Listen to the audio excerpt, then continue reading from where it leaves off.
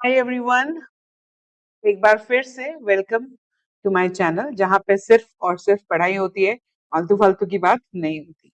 आज पढ़ेंगे हम डिफरेंस बिटवीन प्रोकैरियोटिक और यूकैरियोटिक सेल। पिछली क्लास में हमने पढ़ा कि प्रोकैरियोटिक सेल में वेल डिफाइंड न्यूक्लियस नहीं होगा और यूकैरियोटिक सेल में वेल डिफाइंड न्यूक्लियस होगा। चलिए अब डिफरेंस की बात करते हैं। It is smaller in size और इसका साइज कितना है? 1 to 10 माइक्रोमीटर प्रोकैरियोटिक सेल का साइज है। इसमें सारे आपके बैक्टीरियाज आ जाते हैं, ठीक है, और जिनको हम नेकेड आई से नहीं देख सकते, वो सब किस में आ जाते हैं? प्रोकैरियोटिक। और यूकैरियोटिक सेल का साइज थोड़ा लार्ज होता है, 5 to 100 माइक्रोमीटर। न्यूक्लियस एब्सेंट होता है किसमें? प्रोकैरियोटिक सेल में। एंड अब अगर न्यूक्लियस एब्सेंट होगा तो इसमें जो हेरिडिटरी मटेरियल है वो कहां पर होगा?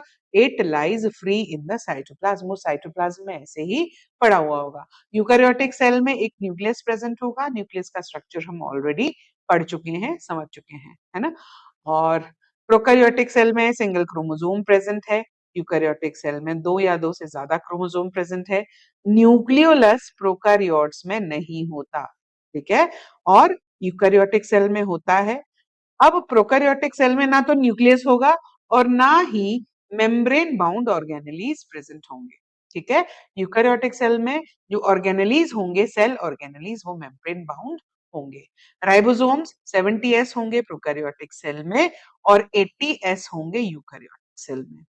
A typical mitosis is absent as spindle is not formed, ठीक है। जब सेल डिवीजन होता है, ठीक है, तो माइटोसिस और मेयोसिस दो तरीके का होता है, ठीक है। तो प्रोकैरियोटिक सेल में माइटोसिस एब्सेंट होती है जबकि यूकैरियोटिक सेल में माइटोसिस होती है।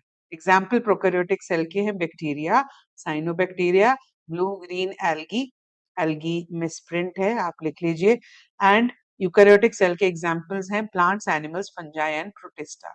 तो ये इंपॉर्टेंट, आपका कॉन्सेप्चुअली भी इंपॉर्टेंट है और एग्जामिनेशन पॉइंट ऑफ व्यू से भी बहुत ज्यादा इंपॉर्टेंट है।